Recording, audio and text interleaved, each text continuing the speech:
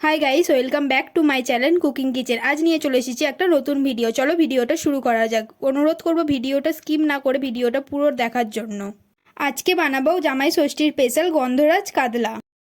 এখানে আমি সবার প্রথমে লেবুটাকে ভালো করে গ্রেট করে নেব। লেবুর যেন সবুজ অংশটা আসে, সাদা অংশটা আসলে তেতো ভাব চলে আসবে। এখানে আমি মাছটাকে আগে থেকে ভালো করে ধুয়ে নিয়েছি।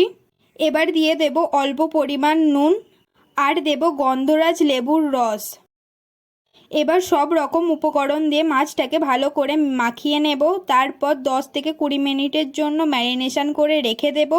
এখানে আমার মাছটাকে ম্যারিনেশন করা হয়ে গেছে। আমি এবার কিছুক্ষণের জন্য চাপা দিয়ে রেখে দেব। এবার একটা মিক্সিং বাটি নিয়ে নেব, তার মধ্যে দিয়ে দেব কুচনো পেঁয়াজ আর কাঁচা লঙ্কা দিয়ে একটা স্মুথ পেস্ট করে নেব। আবার একটা পেস্ট তৈরি করব, তার জন্য নিয়ে নিয়েছি কাজু, পোস্ত আর মগজদানা দিয়ে একটা স্মুথ পেস্ট তৈরি করে নেব। এই দিকে আমার যা যা মশলা লাগবে সেইগুলো আমি সব তৈরি করে নিয়েছি। এবার কড়াই তেল দিয়ে দেব। তেলটা গরম হয়ে গেছে। আগে থেকে ম্যারিনেশন করা মাছটাও দিয়ে দেব একে একে। এখানে মাছটার এক পিঠ হয়ে গেছে, এবার অপর পিঠটা উল্টে দেব। উল্টে দিয়ে কিছুক্ষণ ভাজবো। গন্ধরাজ কাতলার জন্য মাছটাকে খুব কড়াভাবে ভাজবো না, একটু হালকা করে ভাজবো যাতে মাছের মধ্যে গ্রেভিটা ঢোকে। এখানে আমার মাছটা মোটামুটি ভাজা হয়ে গেছে, এবার আমি তুলে নেব। এবার দিয়ে দেব আগে থেকে পেঁয়াজ আর কাঁচা লঙ্কা বাটার পেস্টটা দিয়ে একটু ভালো করে ভেজে নেব যাতে তার কাঁচা গন্ধটা না ছাড়ে। তারপর দিয়ে দেব পরিমাণ মতন আদা আর রসুনের পেস্ট।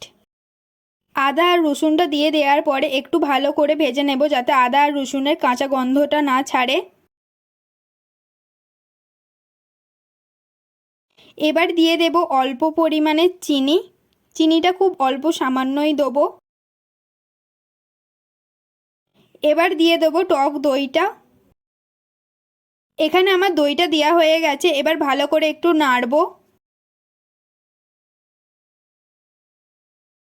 ওইটা দিয়ে দেওয়ার পরে মশলাটা থেকে তেল ছেড়ে দিয়েছে। এবার এর মধ্যে দিয়ে দেব কাজু, পোস্ত আর মগজদানা বাটাটা আর 2-3টে কাঁচা লঙ্কাকে চিড়েও দিয়েছি।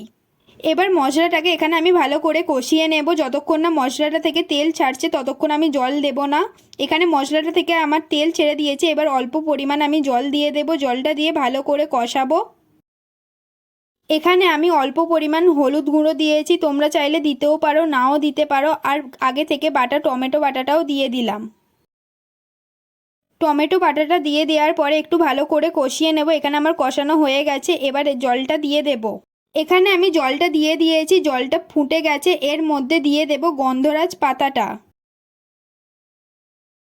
এবার ঠিক এই সময় দিয়ে দেব আগে থেকে ভাজা মাছগুলো দিয়ে দেওয়ার পরে একটু ভালো করে নেড়ে দেব। নেড়ে দিয়ে 5 থেকে 10 মিনিটের মতন চাপা দিয়ে দেব। এখানে আমার গন্ধরাজ কাতলা রেডি। এবার নাবানোর আগে দিয়ে দেব গন্ধরাজ লেবুর রস। একবার এই রেসিপিটা বানিয়ে দেখো, বাড়িতে সবাই তোমার নাম করবে। যদি ভিডিওটা ভালো লেগে থাকে please like, comment and subscribe করে যেতে ভুলবেন না।